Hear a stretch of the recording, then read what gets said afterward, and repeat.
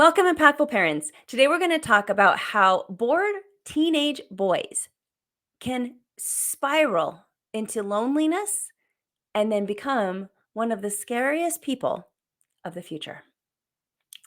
Hello, my name is Christina Campos. I'm founder of The Impactful Parent, and I help parents of school-age children who want to stay one step ahead of their kids to turn their chaos into connection with their adolescent. I'm a mom of four, a teacher that has taught every grade from preschool through high school, and today I help moms and dads like yourself to navigate the exhausting, confusing, frustrating, and rewarding world of parenting. So welcome to The Impactful Parent. Today I also have my co-host with me, Rodrigo Bravo. Rodrigo is a co-parenting mediator out of the state of Texas. He's a parenting coach, and he is a dad of two boys. Rodrigo brings a dad's perspective onto the Impactful Parent stage to give you even more expertise and an added perspective to our parenting topics. I'm excited to talk about this today because it's all about young boys who isolate themselves and spiral into something that's no good.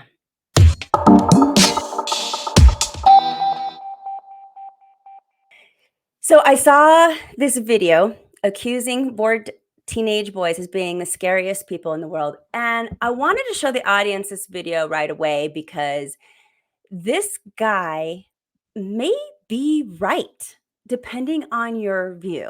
So I'm going to roll the tape now. The most dangerous person in the world, we're producing millions of them, and that is a lonely, young, broke male. The number of high school teenagers that sees their friends every day has been cut in half, that we're slowly but surely sequestering from each other. And when we do that, we become less mammalia. If you have dogs are happiest when they're lying on top of you. The worst thing you can do to a dog is leave it alone all day.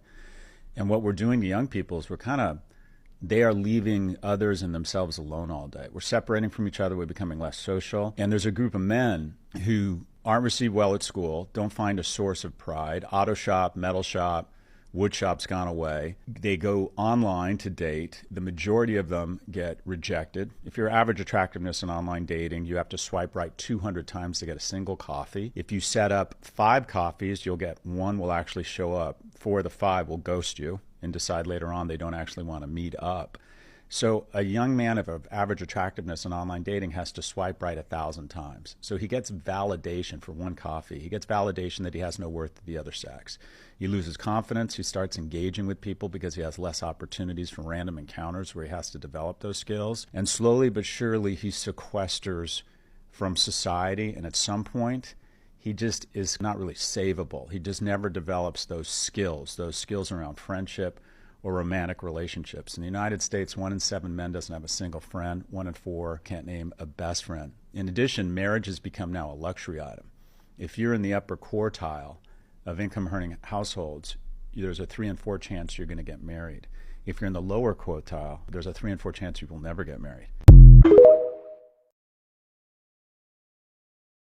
Now, the first thing the video says is that young, bored boys are the scariest people in the world. And when I saw the caption of the video, and just the caption only, before I even started watching the video, I remembered the two of us talking about statistics of school shooters.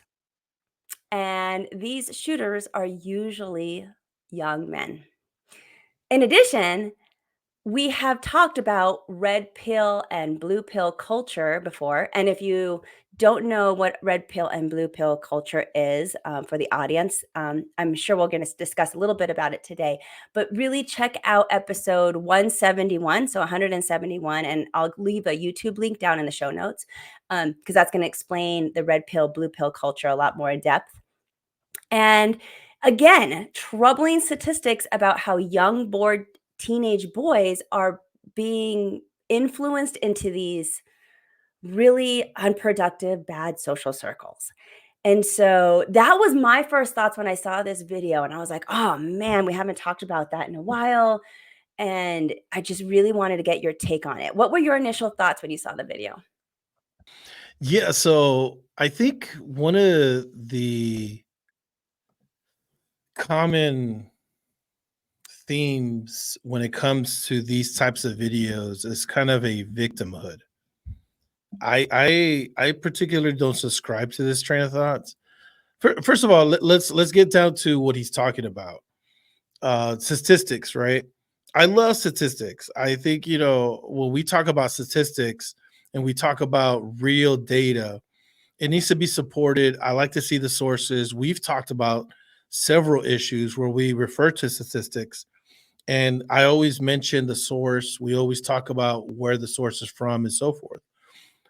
We even question the sources sometimes, right? Like, where does Yeah, it we come do. from, et cetera. So, but that's good. In this particular video, I didn't hear any like sources. It's just things that he quoted, and he started saying like 50% this, and 1 out of 4 coffees, and then so a lot of stats were thrown out. I don't know where he gets that info from. If I could find out where it's from, maybe I'd give it a little bit more credence.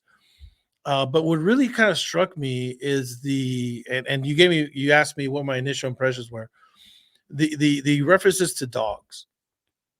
So there's this type of kind of in the manosphere, right, where they talk about like alpha males, beta males, and leaders of the pack, and you see these references to nature a lot of times, to animals and so forth, right?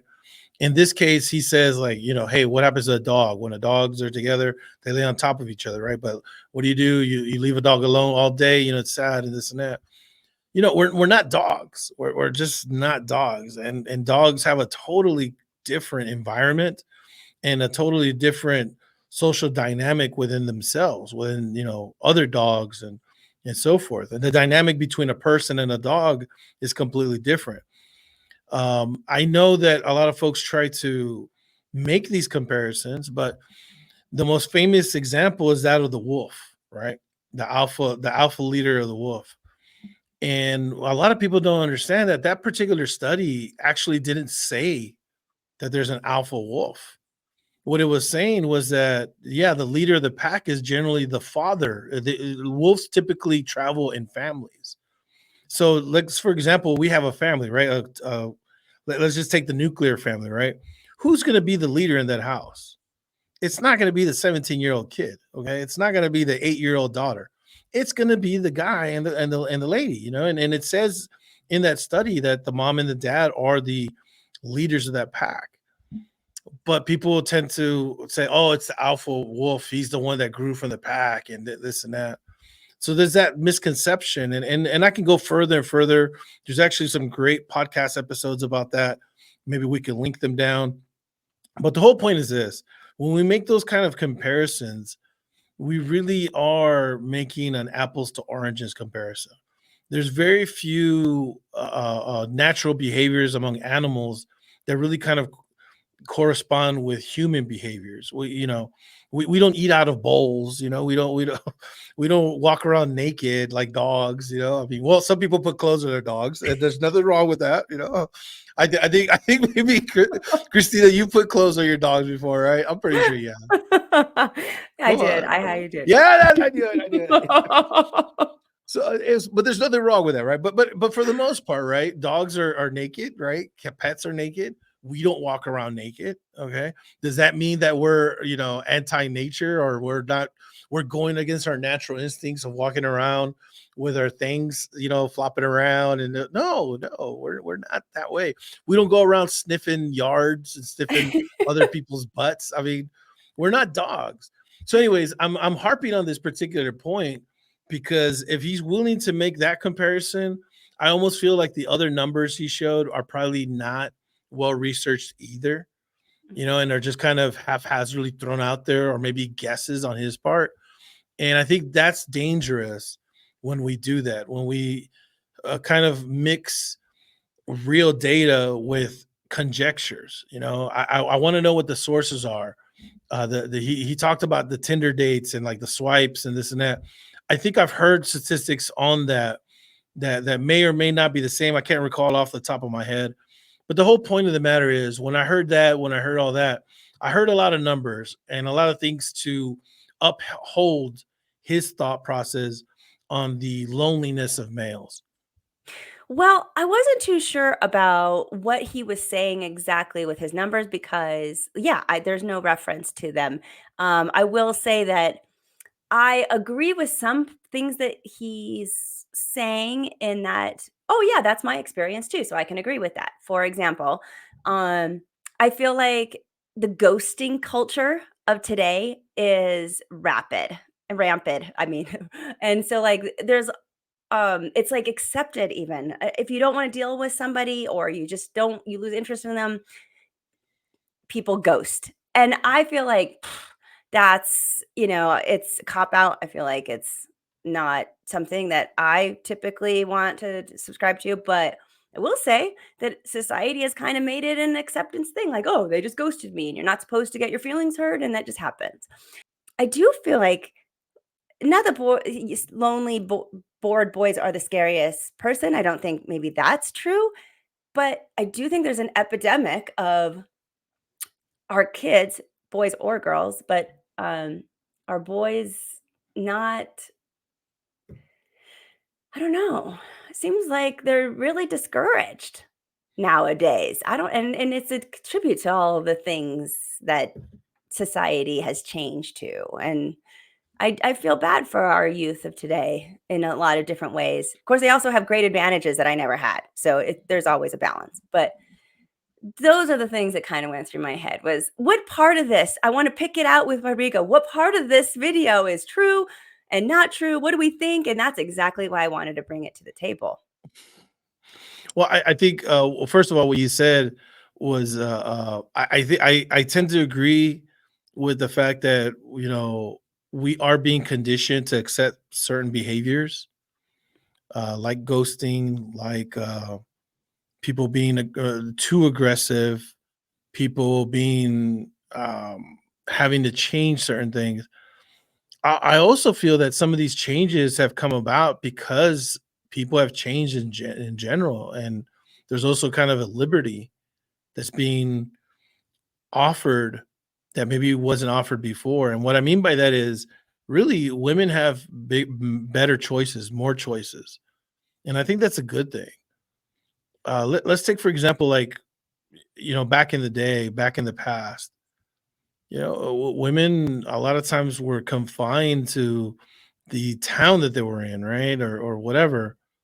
And maybe there wasn't like a great selection, but they had to choose, and they had, and now it's expanded Yeah. where maybe you're a single guy in this town, but you're not really that great. You haven't really worked on yourself. You haven't done things to really improve your lot.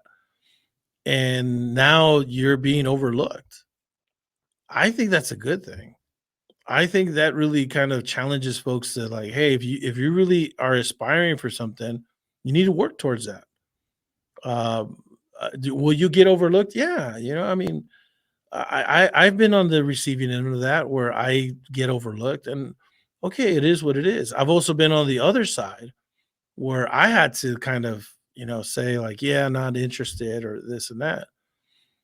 So I think the proliferation of apps, the ability to now kind of expand that horizon to include other people does mean that our options have really gone up.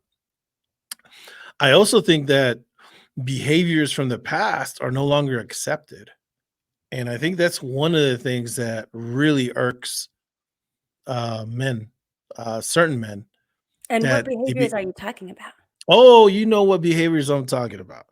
I'm talking about behaviors that are kind of archaic, that are old. I don't want to say old school because then I'm disrespecting old school, but archaic, that are misogynistic, Mm. that are patriarchal, that, hey, I gotta, you should, live at home, and this and that, and oh, you should, you shouldn't have that many sexual partners throughout your life.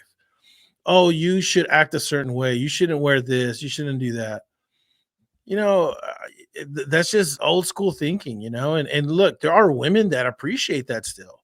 You just got to find them, but for you to impose your values and your mindset on other women like that, when a majority of them don't want to follow that, hey, if I want to be with somebody, I'm going to be with somebody. If I want to wear something, I want to wear something, they're free to do that.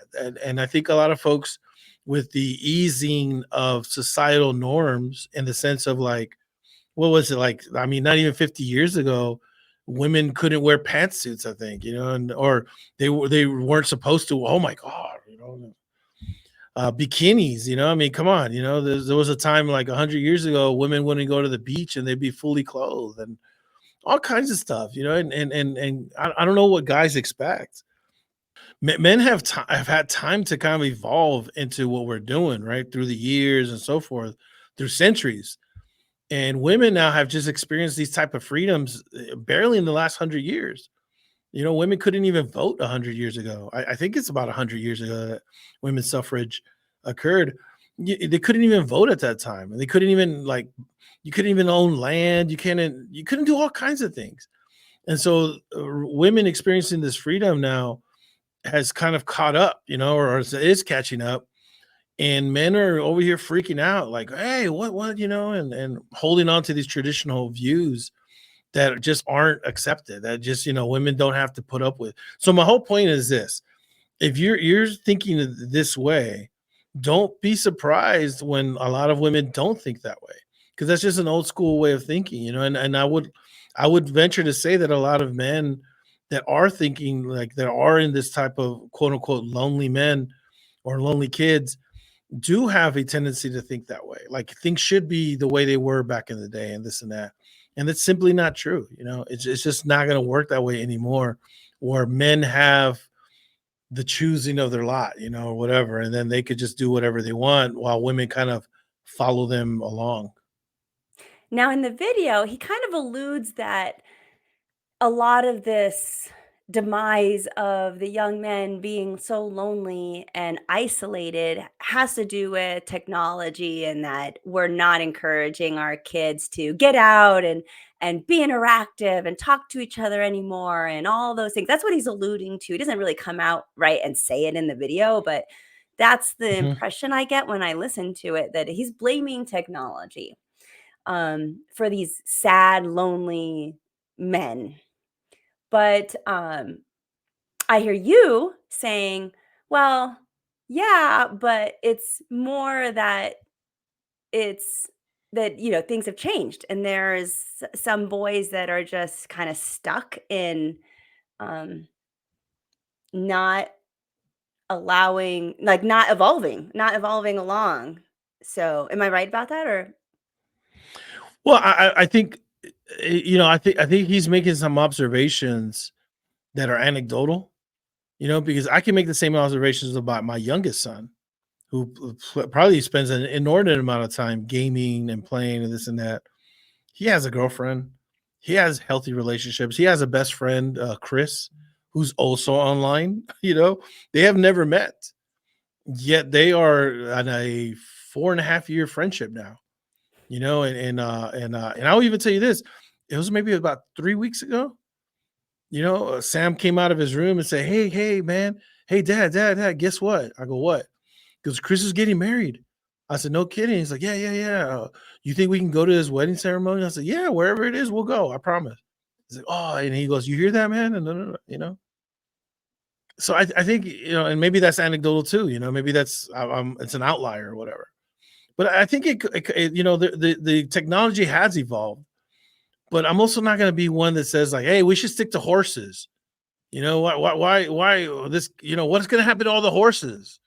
And what about all the blacksmiths that work, that do the horseshoe repair? And what about all the equine farms? Come on, technology is meant to help us, and it is going to create different ways of communicating, different ways of doing things, and it's going to change society. I don't think that our phones, our computers. I mean, look, we're doing a podcast right now. Is that something that we should be like? No, we should be in person. And how are we going to grow an organic relationship if we don't meet together? And look at this. But no, it's actually good. We have this podcast because of technology. You're in the Midwest. I'm here in the down south. Mhm. But we found each other and we said like, hey, we have common goals. Let's work together. To really help parents out there. I don't see anything wrong with that, and I don't see anything wrong with communicating via technology. I just looked it up right now. Christina, I'm gonna ask you what's the percentage of relationships that end up in marriage or engagement from Tinder? From Tinder. Yes. Tinder. Marriages. Okay. Okay. Yes. What would you Well, put the yes, you have to percentage at? I mean, you have to take in context the platform and what the platform is intention for, which is dating, but Yes. not that kind of dating. Like, not forever dating. Tinder is not a forever dating site like eHarmony, which would be more considered a forever dating type of site. Like, you're supposed to find a so I don't know. My guess is, whew, not I mean, not very many, but it does happen on occasion. 1 in 20? I don't know. So 5%. So 5%. You're going for 5%. 1 It's in probably 20. been less than 5% though. Yeah. Probably more Okay. like than 1 in no. So according to research done and shared on a Shane Company article from respondents, 30% of respondents say they were engaged or No married to a way. partner they met on Tinder. Yes. 30%. 30%, Christina. I have a hard time believing that. It's from respondents. It's I mean, I can if you want me to look into it a little bit more, I can definitely, talk about it. It goes on. It says Bumble and Hinge came in second and third with a That's funny. 12.95%. But, it's interesting what you're saying here because basically what you're saying, you're taking a stance of, don't blame the technology. The No. technology is it could be a tool for the same kid that's lonely, that he's choosing to use technology in a way that isolates him versus how we, even right now, as we record this podcast, choose to use technology in a way that connects us. I mean, and we are a good example of a friendship that I have met you once in my entire life in person. And just because you happen to come to Colorado, and that's sad. But I still feel like you are a good friend. Like we talk, like Yes, and I'm gonna go to Colorado soon. Okay, I promise you. Okay, but and I yes, will I agree go with that. I need to go to Texas, to be honest. I haven't been in years. So, but I see what you're saying. You're just saying don't blame the technology, right? Yeah, yeah, and I want to make one last point on that, and then we'll move on. But it says right here, the Knott's 2023 Jewelry and Engagement Study. So they take responses from people that come into the store to buy engagement rings and so forth. They found that Tinder was responsible for 25% of engaged and newly married couples. So that's pretty much in line. 25 to 30%. That's pretty close. It's not. So I think you could say fairly that 25 to 30% of folks that do get engaged or get married right now have done so because of Tinder. That's two good studies right there that show that people are getting partnerships, and not just short-term partnerships, because again, that's what the video is really kind of focusing on, right? That you're swiping and you're doing this and you do 200 swipes and you get ghosted and then you get for coffee and da. And Well, spiral. I'm sorry. Yeah, that might be true, but that might be something that's wrong with you, because apparently, 3 out of 10 people on Tinder are actually going all the way to engagement or marriage, which is pretty far, and I'm going to tell you this. I mean, if I had to put, I've, if I had to put the number of dates I've been on in my life and how many actually led to like a marriage, it's a much less number than that. I mean, I'm not trying to get married with every date either, right? But I mean, that's a pretty good ratio right there, 30%. I'm It not is. really mad at that. I think that's and it's very mind blowing to me. Okay. That's why I asked you the question first. But Yeah, but I going get it. back to what he's talking about, I think a lot of it does have to do with how you are presenting yourself. If you choose to be lonely, if you choose to not engage, and if this technology is there. So even though the technology is there for you to become lonely, the technology is also there for you not to become lonely. And if you're over here swiping and you don't get the results that you want, I would probably venture to say you probably got a really boring ass profile. Okay, I'm just gonna be straight up honest with you. And when I've been on there, so oh my god, I can't believe I'm gonna share this, but I am. Okay, so back in 2020, 2020 or so. You know, I had 2000. It was 2020 January that month, right? In December 2019, you know, I went through a breakup, and I said, you know what, you know, f this. I'm gonna go on Twitter. I mean Twitter, Tinder. Tinder. Yes, I'm gonna go. I said, okay, I'm gonna go on Tinder. I also did a Bumble account, and I put up a profile and I did my thing, right? And I got plenty of hits. I got plenty, and I'm not saying like I'm a great looking guy or like this and that, da, da, da. But I got to be honest with you. When I put up my profile, I put it in Word in Google Docs first. I wrote it out there. It A was spelling thoughtful. check. Exactly. It was intentional. And I really went out of my way to show like who I am. So I added some funny stuff and I added some like very unique things about me, endearing things, pictures that were just like showed me, you know, all that stuff, right? Family members, blah, blah, blah, friends. And I got a lot of hits. And I feel that it wasn't hard in the sense of like I didn't have to like struggle for that. And why? Because it was thoughtful, it was intentional, and I did it in a way like, hey, my purpose here is to find somebody. So why am I not gonna like put something out there that's gonna like really show who I am? If you put on your Tinder profile like love to hang out, you know, I enjoy pizza, you know, check me out, you know, let's have a good time. Come on, like nobody's gonna like that. Nobody, you know, if you put up some picture that is terrible looking, or you didn't take the time to like, yeah, come on. Like who doesn't have a little thing? Use some books and put the camera the right angle and everything and take a nice picture of yourself, you know, shave, you know, We put know a guy for that, actually. You oh can yes, Herman, he we will do, teach you yes, how to we do that. do. Yes. We have a mutual friend, Rodrigo and I, that if you need it, maybe I'll put his information down in the show notes. We'll shout him out right now. He actually does that for a living. He He takes does. pictures so that you for dating sites, so that you can make a really good first impression. Yeah. And I think that's the whole point. Like you're making a first impression. And if you're not really hitting people with that first impression, I really feel like it's maybe a little bit more about that, you know, Okay. and But that's what I think. I don't know. but there is But an epidemic of these lonely boys, and they're young boys.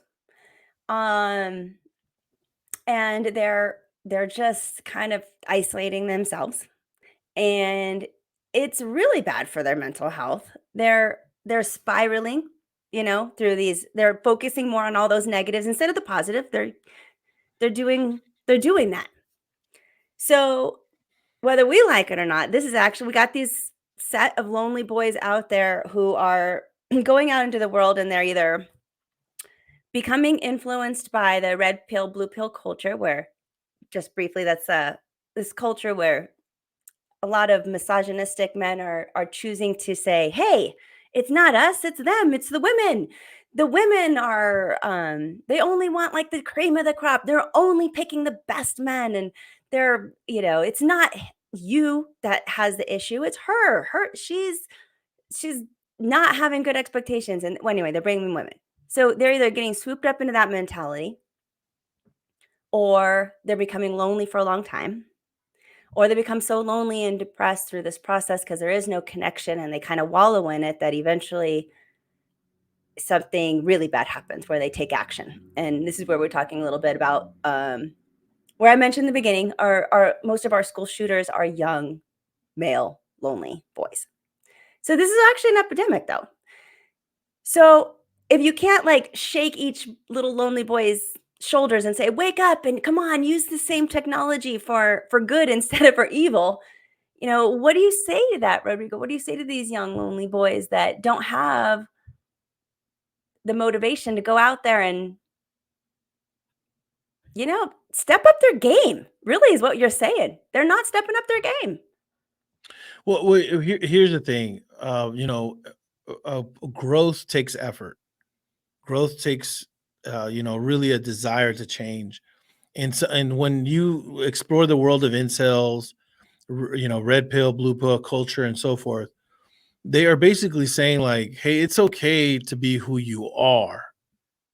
and the ideas that you express are okay. It's the women or the other folks that you're trying to attract that are the problem.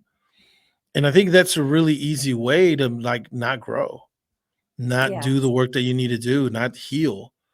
Yeah. I know that, when I was going through my mental wellness journey, before that, I always felt like there was probably something wrong with the folks around me.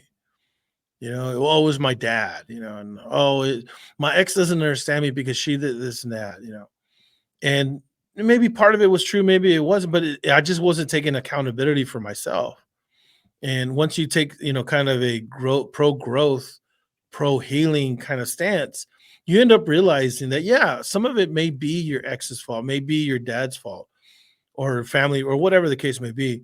But also, you bear responsibility for that. You should be accountable to heal from that. Just because you're, broken or you're hurt or whatever doesn't give you the right to hurt others or to continue being hurt. You should really kind of focus on making sure that you do what you got to do to really grow. Back in the days, we kind of accepted that, right? Especially among men, that like, hey, toughen up and do this and that. What happens when you toughen up? What happens when you are quote unquote masculine back in the day? You tend to lash out on the people that you love. It may be reflected on, lack of emotional support, a coldness. It may even turn into violence where you're actually domestic, the violence or there's fighting there or whatever the case may be. I think a lot of times when it comes to this incel culture, our kids are really kind of getting sucked into it because it's an easy way to go through life, to say that everybody else is in trouble or at fault. Society is what's wrong. We're becoming too quote unquote woke, that we are doing too many things at the same time. Women are losing their way. They're no longer the prize. They're out here doing this and that. They're not the traditional. It's all BS. At the end of the day, if you like a certain type of woman, go for that. There are women out there that want to live a quote unquote traditional way where they want to be at home with the kids, where they want to just, not have a job. And there's nothing wrong with that. There really isn't nothing wrong with that. What's wrong with it is when men particularly try to force a woman to have those choices. Like, no, you shouldn't be working. No, you shouldn't do this. You do this and that. It's kind of interesting how that whole kind of idea and mentality of bettering yourself has really kind of risen among other folks, but not within these men, not within, these young boys, and especially not within this incel culture where, even if they have a good job, then that's it. They're worth it. No, it takes a little bit more than just money now to be quote unquote attractive to folks. To especially obviously you and I are speaking from the heteronormative point of view, right?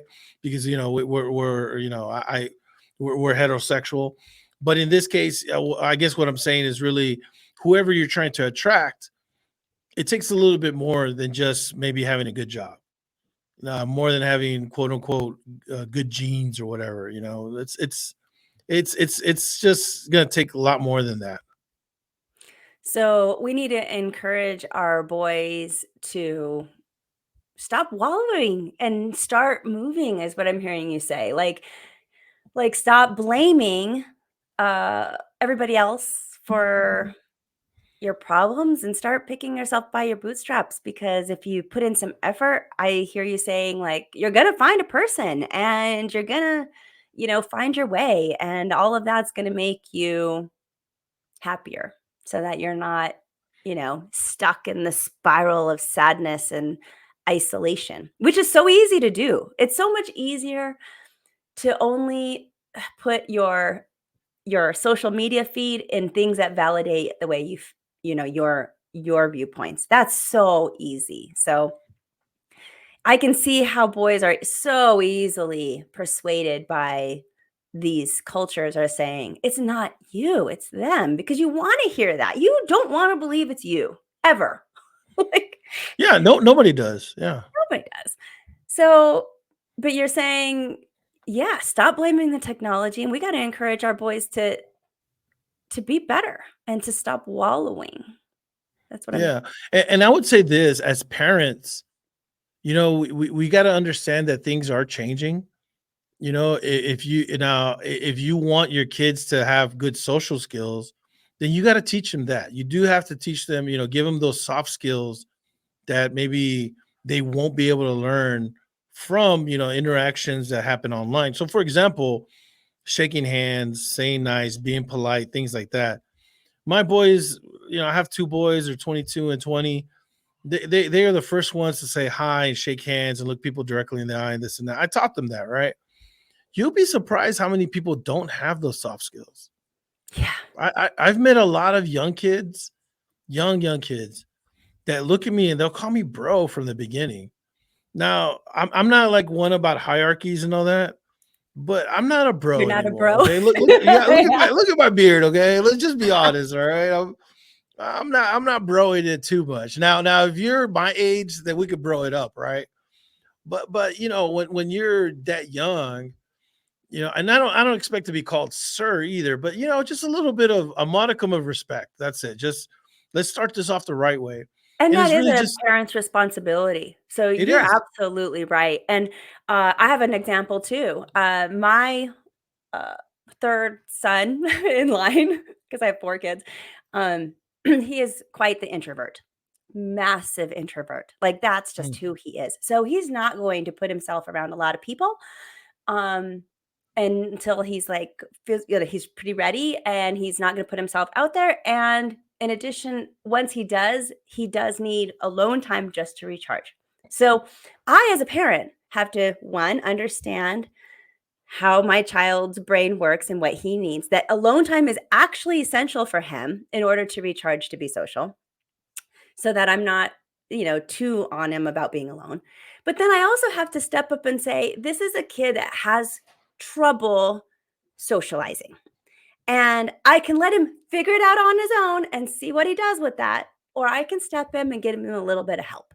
And I have chosen to step in and give him a little bit of help. So we talked about he takes the bus to school this year for the first time. And there's been a couple of times that a female has come and sat next to him. Now, he goes to an all boys Catholic school, so to have one of the girls from the neighboring Catholic school who take the same bus come and sit with him is a big deal. Like, he doesn't get to see girls too often, so he's like, "A girl came and sat by me today." And I'm like, "Awesome. What did you do?" And he's like, "Nothing. I was terrified. Like, girls are scary, mom." And I'm like, "No, no, no, no, no, no, no. Okay, you don't let's not talk to the girl, but the next time any girl sits next to you, then just compliment her. And don't compliment her on her looks because she'll take it as like you're hitting on her. Compliment her on anything else, her backpack, a cool sticker she has on her bag, anything. And all you're going to do is with as much confidence as you can muster, just say, "I like your backpack." And that's it. Then you're not going to talk to her anymore. Just start with that one word and that's all you're going to say and we'll see what happens. Very low, and I'm gonna start, scaffolding this to help him talk to girls eventually. Because in his mind, that girl only sat next to him because and it was just probably true, okay? He was the least bad option, you know, for her to sit next to a stranger, right? So some girl went on the bus, saw that it's pretty full, looked at my son and said, "This guy is the least weird looking or whatever, like, this guy seems safe or whatever," and then decided to sit next to him, you know? So he sees that. He knew. He's like, "She just picked me because I was the least bad option." Well, maybe. But let's take advantage of that situation, son. And let's talk to a girl. And so I feel like we need to kind of sometimes give our kids a push depending on their personality disposition. My first son, no way. I didn't have to do that at all. That kid is, "Hey, how are you?" Throwing out his hand but he doesn't need that help from me. This one, he does, because I don't want him to be isolated, and he doesn't know how to he's kinda socially awkward, and that's okay. I want to help him through that, but in a way that's non-invasive. And I got to figure out how to do that over some time with still giving him the space to grow. But again, the whole point is not how I'm going to do it, because I don't even know how I'm going to do it. It's that I know that I need to do it. And that by doing that, I'm going to help him so that he doesn't get into this spiral of being one of those lonely boys that thinks that he has to swipe right 2,000 times and gets, demoralized if somebody ghosts him. I don't want that for him. I need to start building up his self-confidence about who he is right now as a parent. Now, one of the things that the video does do say that Wait, wait, wait, I wait, wait, wait, wait, wait, wait, okay, wait, go wait, ahead. wait, wait. I got to give you props, okay? Because that is exactly what I'm talking about. You got to give your kid support. You recognize who your kid is. You're not trying to change them. No. You're just saying, like, hey, I'm trying to help you because these are the social interactions that you're going to have in real life. The fact that you told them, like, hey, look, don't compliment her on her looks, compliment her on anything else but her looks. Why? Because you don't want your son to be that 22-year-old when he's out, out and about, and he's in Denver hanging out. And it's like, oh man, I love your, and it's like a body part or it's like something of her looks, because then he comes off as a creep, and you're teaching him this. He's hearing it from you, and he's realizing, okay, even for everyday casual conversation, this is safe. This is okay to talk about. I don't want to alienate the person I'm talking to. I don't want to make them feel uncomfortable. A lot of these kids don't get those conversations. So when they have those interactions with ladies or with another person that they're interested in, they don't get the results they want. Why? Because they probably say some weird shit. Okay, You're I'm just being probably right. honest. They probably say like, oh my god, and or they don't know how to react to a girl, so they're just there staring, and like, oh yeah, I hate to whatever. say it, but these are probably I don't know, I'm speculating, but these are Uh-huh. probably the same young boys that think that the dick pics are what women want. Yes, yes. And again, it goes to so two things on that. When the guys send those pics, they send them because you know what? It probably worked at one point. Yeah. Because like I said, there's a woman that out there for you that probably likes stuff like that. There's a traditional woman. There's probably also a couple women maybe that like that stuff. And Sure. they hit on one, so now they think all of them are that way. No, no, not at all. And so you don't want that awkwardness. You don't want that craziness on a text, and you're showing your son. And so I just wanted to stop you there because I wanted to commend you for that, because that's exactly what parents need to do. They need to recognize, hey, my kid is great at this, but maybe they're not that great at this. Let me help them out with this. Or you know what, my kid is doing really well with this, but they can improve a little bit like this. Let me help them out. You're not changing them who they are, but you're preparing them for future whenever they need to have those interactions. Because again, they're going to have those interactions. You don't want them to come off as a creep. The best thing you could do is prepare them for those interactions. So kudos to you, Christina. That was a great example of what you're supposed to do and what all these other parents need to be doing before the kids end up going into this incel culture. Yeah, that is true. Now, one of the things that I did agree with the video is that in order to build the self-confidence up of any person, but where in this case for our young boys, you need to put them into things and have them find something that they're good at. That's really important to build a kid's self-confidence. It doesn't matter what it is. It could be video games. They're a great video game player. It could be art. It could be talking to people, whatever they're interested, but to find something that they're good at so they can hone a skill and feel confident in it. That's like their foundation of confidence, and then you can build from there. But just like the video said, boys or actually girls too, schools have taken away the so many subjects that used to give some kids self-confidence, like wood shop, and even our art classes are starting to dissipate. The only thing that schools have kept that's very, let's say, masculine, for specifically for boys is really like that sports, like playing football, and but that's only such a small percentage of boys that were going to be good at that, like that, and all the rest of these places like because schools where kids learn and explore and figure out what they like and don't like, it's all been taken away. And we're not, even myself, I'm not taking my kid to wood shopping classes to see if he likes it. Like we just don't do that as much as parents anymore. So my point is that even though I agree with that part in the video, that this is a contributor, all taking all that stuff away for the downward spiral of these young men, it's another hole that parents have to feel. We got to figure out how to build confidence in our young boys so they're not this, what the video is talking about. I agree. There's so many things out there that society has changed and that has removed that really kind of takes away a lot of outlets and also a lot of growth and expression from both women and men, but particularly, young boys. You mentioned some of those courses, right? Like wood shop and mechanics, auto mechanics, and this. I remember that in my high school, and I remember a lot of the kids love those classes. That's where their classes are. That's another thing that really, I think it's maybe occurring, but still not really accepted. Where like we let our kids go into these trades and into vocational programs, and not push college so hard because maybe that's what they want to do. Maybe they want to be welders, they want to be plumbers, they want to be carpenters. There's nothing wrong with that, Oh man, they'll but we make have so such. much money. Oh, they do. No, they make a ton of money, Yeah. and but the thing is that we've conditioned our kids to like, hey, you got to go to 4 year school, you got to go to a university or a college or this and that, and so we take that away from them as well, where these mechanical abilities and these aptitudes that a lot of young men may have aren't necessarily available to them, or they don't get the support from that.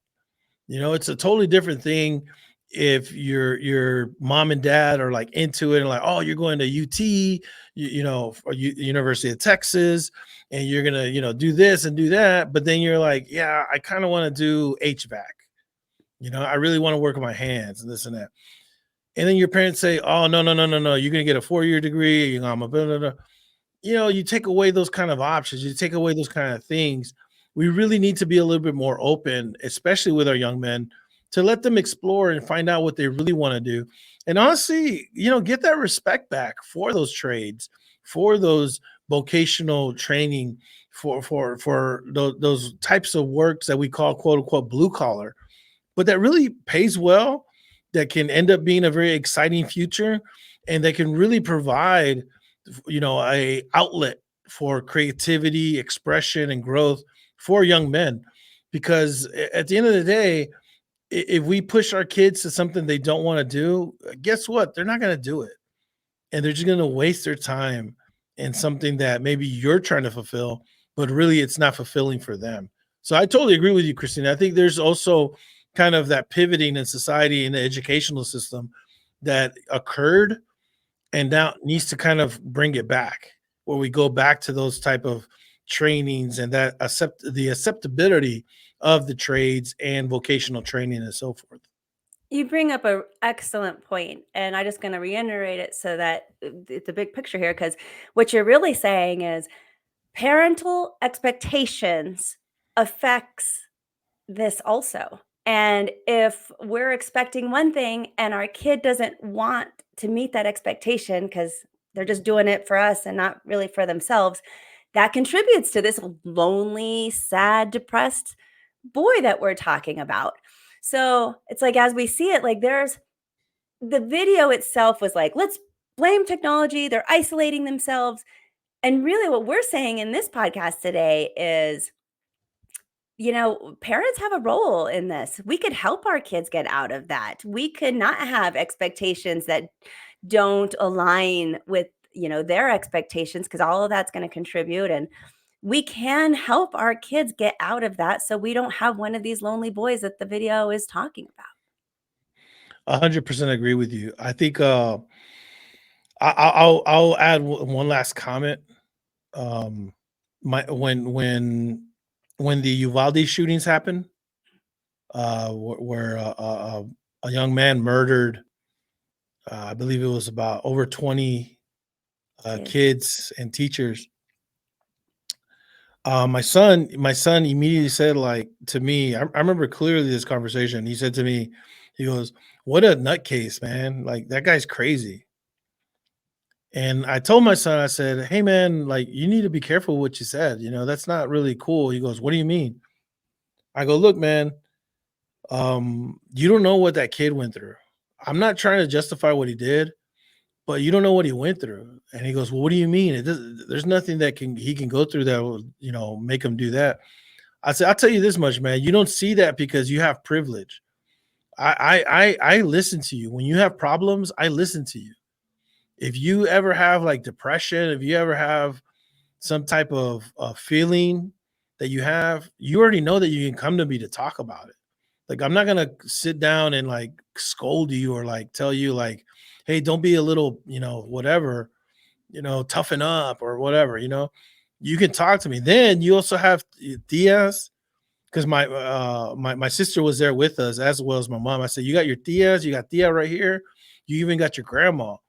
And if you got a problem and you needed to talk to somebody, you got everybody. And more importantly, they're open. Like there's an open door there. So that young man lived with his grandma. Maybe even her, she wasn't open to, listening to him. So I told my son, I said, look, nothing makes it right. Okay. He shouldn't have done that shit. But at the end of the day, we can't be judging him either in the sense of like, oh, he's crazy, or he's, this and that, because maybe he didn't have the support that you have. And you need to really think about that and say how lucky you are to have that support, that you can talk to us about things and that things you won't grow with resentment, that you won't let something just kind of fester, that your outlet becomes something like a tragedy. And I got to tell you, my son took that to heart and he really understood what I meant by that. He goes, yeah, you're right. I get it now. And to the point that a few months later, my son was he got separated from his job there at Subway. That he came to me and he was like, "Ah, man, I really like this job. I'm sorry, Dad. I feel like a failure and this and that." And I thought, "Man, don't worry about it, man. It's a job. We good. We're gonna figure this out." I told him at that moment, I said, "Hey, man, like it's okay. You're supported here, you know." And I think he understood that. That kind of brought it full circle because he then said, he's like, "Yeah, you're right. You're right about a lot of things, and that made sense. And I'm glad I can come to you."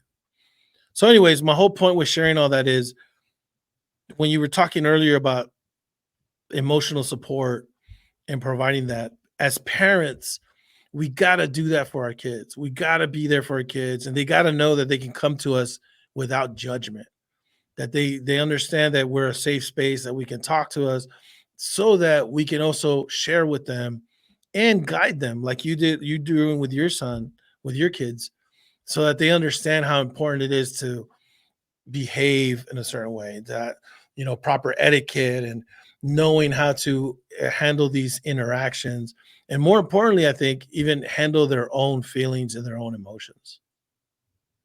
Yes, that's perfect. I mean, that's really how we should end this podcast because that's it. That's we have the power as parents to help our kids, and we just need to take in that little effort, and we need to um, create that good relationship, create that connection with our kids, so they'll listen to us. Because if you don't have connection, there's they won't listen. But all of that is so important, and I think, yeah, I'd like to leave this as a bottom line as, we have some say in this.